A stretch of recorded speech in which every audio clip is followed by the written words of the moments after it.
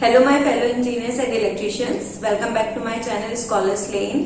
आज का हमारा टॉपिक है इलेक्ट्रिक पावर एंड एनर्जी, जो कि आप यहाँ पे देख भी रहे होंगे कि मैंने बोर्ड पे उसकी डेफिनेशन भी लिखी है।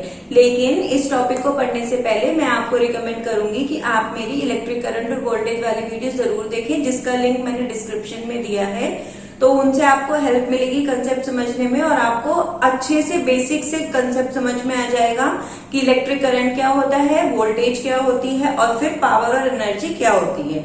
तो अगर आपने मेरे चैनल को अभी तक सब्सक्राइब नहीं किया है तो आप इसको सब्सक्राइब कीजिए और बेल आइकन जरूर दबाइएगा, ताकि मेरी वीडियो की अपडेट सबसे पहले आपको मिले। और मुझे कमेंट करके जरूर बताना कि आपको मेरी वीडियोस कैसी लगती हैं। तो लेट्स स्टार्ट आवर टॉपिक, जो कि है इलेक्ट्रिक पावर एंड एनर्जी। जैसे कि हर बार की तरह मैंने यहाँ पे दोनों की डेफिनेशन लिखी है, लेकिन मैं आसानी से इस डेफिनेशन को समझाऊंगी तो हूँ नहीं। सबसे पहले मैं आपको कंसेप्ट समझाऊंगी, उसके बाद मैं डेफिनेशन पे आऊंगी। सबसे पहले हम बात करते हैं कि पावर क्या होती है। पावर मतलब शक्ति ना, ताकत।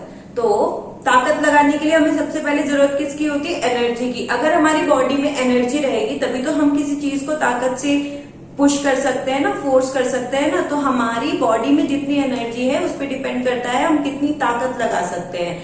तो यहीं पे ये दिया हुआ है, इलेक्ट्रिक पावर जो है हमारा वही होता है कि हम कितनी शक्ति, कितनी एनर्जी हमें चाहिए पर यूनिट ऑफ टाइम, जो रिप्रेजेंट करती है कि पावर कितनी है। तो सबसे पहले हम डेफिनेशन पे ध्यान देंगे।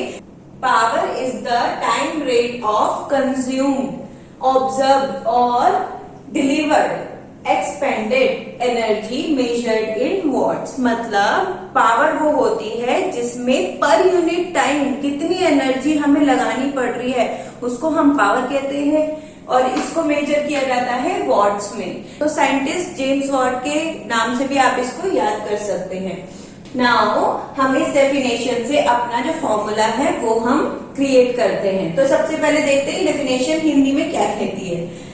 Power is the time rate of consumed, यानी कि पावर जो होती है वो टाइम के साथ कितनी एनर्जी कंज्यूम करती है, मतलब अपने अंदर एब्जॉर्ब करती है या फिर डिलीवर करती है, एक्सपेंड करती है, उसको हम मेजर कैसे करते हैं। तो चलिए अभी हम बात करते हैं पावर की।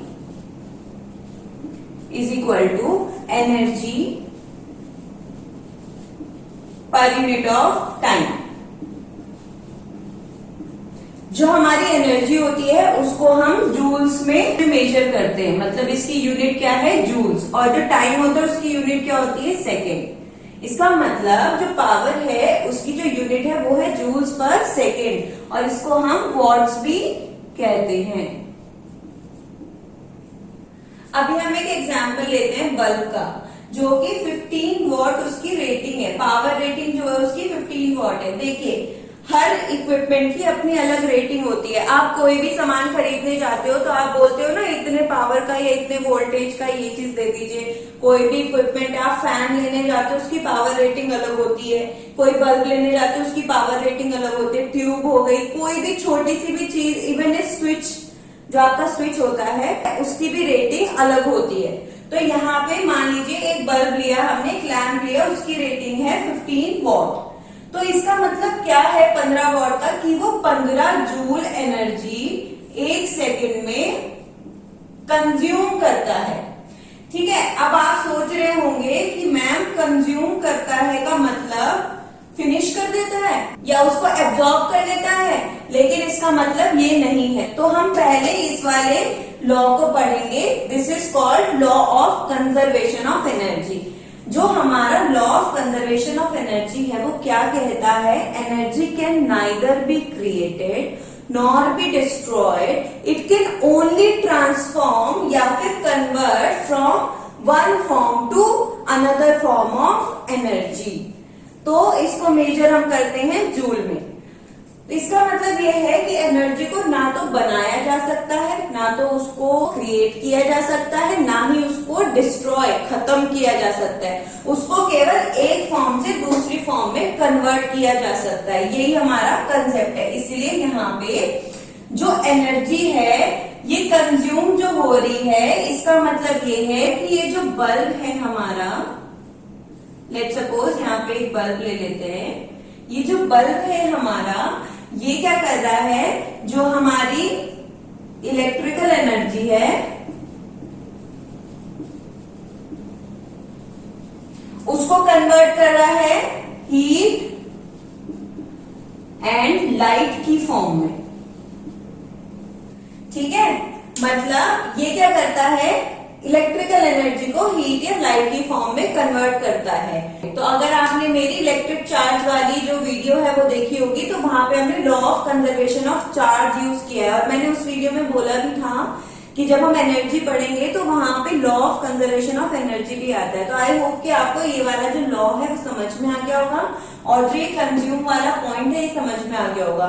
अभी हम एक और एग्जांपल ले लेते हैं ताकि आपको और क्लियर हो जाए। लेट्स सपोज यहाँ पे एक फैन है, हमने बल्ब की जगह फैन ले लिया। तो फैन क्या करता है, जो हमारी इलेक्ट्रिकल एनर्जी होती है उसको मैकेनिकल एनर्जी में कन्वर्ट करता है।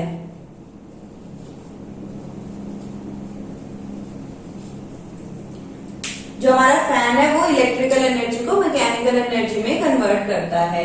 ठीक है, तो आई होप कि आपको ये पूरा कंसेप्ट बहुत अच्छे से समझ में आया होगा। अभी हम एक एग्जांपल ले लेते हैं तो आपको और क्लियर हो जाएगा और मैं पावर को वोल्टेज और करंट से रिलेट करके भी बताऊंगी कि वोल्टेज और करंट की अगर रेटिंग आपको दी हुई हो तो पावर आप कैसे निकाल सकते हो और पावर को वोल्टेज और करंट की फॉर्म में क्यों हम डिस्क्राइब करते हैं। तो लेट्स स्टार्ट।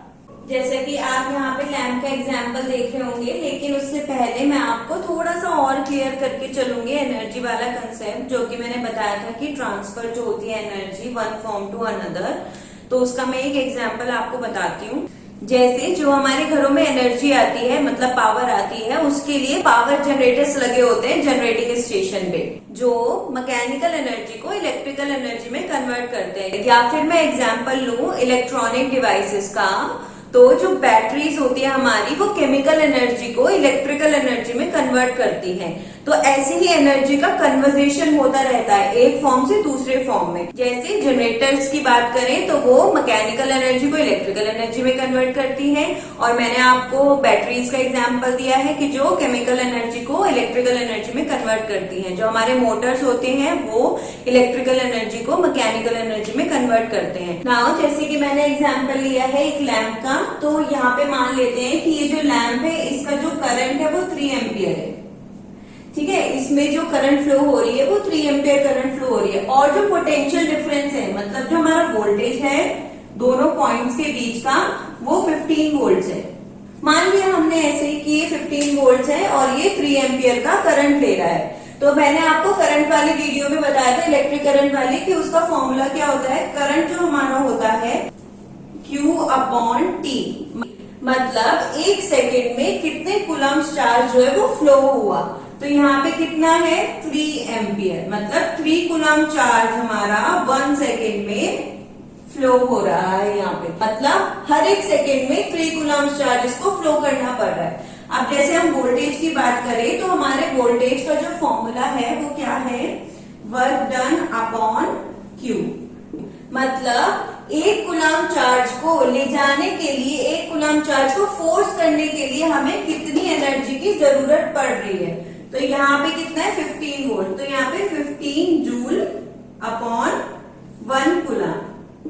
मतलब कि एक कूलम्ब चार्ज को ले जाने के लिए हमें 15 जूल जो एनर्जी है उसकी जरूरत पड़ रही है। अब अगर हम यहाँ से देखें कि हमारा पावर है, तो पावर जो होती है हमारी, अब आप यहाँ पे देखिए एक कूलम्ब चार्ज को ले जाने के लिए 15 जूल की एनर्जी हमें लगानी पड़ रही है। तो यहाँ पे कितने कूलम्ब चार्ज है 3, तो 15 इंटू 3 अगर हम करेंगे तो हमारी पावर निकल के आ जाएगी।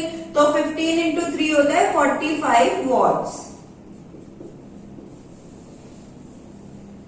ये तो हुआ हमारा आंसर। अगर हम यूनिट से भी निकालें तो P is equals to V into I is equals to V की जो हमारी यूनिट्स है वो है जूल पर कूलम्ब, 15 जूल पर कूलम्ब इंटू जो हमारी करंट की यूनिट है वो है 3 कूलम्ब पर सेकेंड।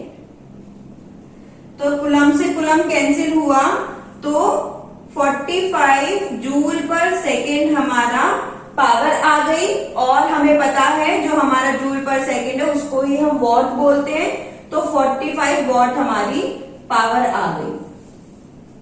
तो आई होप कि आपको ये पूरा कंसेप्ट अच्छे से समझ में आया होगा और आप इसको भी ध्यान दीजिए कि ये वाला जो हमारा फॉर्मूला है ये यूनिवर्सल फॉर्मूला है पावर का। मतलब अगर आपको वोल्टेज दिया है, करंट दिया है, पावर पूछिए तो भी आप निकालोगे, जैसे यहाँ पे निकाली है। लेट सपोज आपको पावर दी है, करंट दिया है, वोल्टेज नहीं दी है, तो आप वोल्टेज का फॉर्मूला लगा के उससे भी निकाल सकते हो। और लेट सपोज आपको वोल्टेज दिया है, पावर दिया है, करंट नहीं दिया है, तो आप करंट भी निकाल सकते हो। तो ये पूरा कंसेप्ट हुआ आपका पावर का और एनर्जी का। आई होप कि आपको पूरा लेक्चर अच्छे से समझ में आया हो।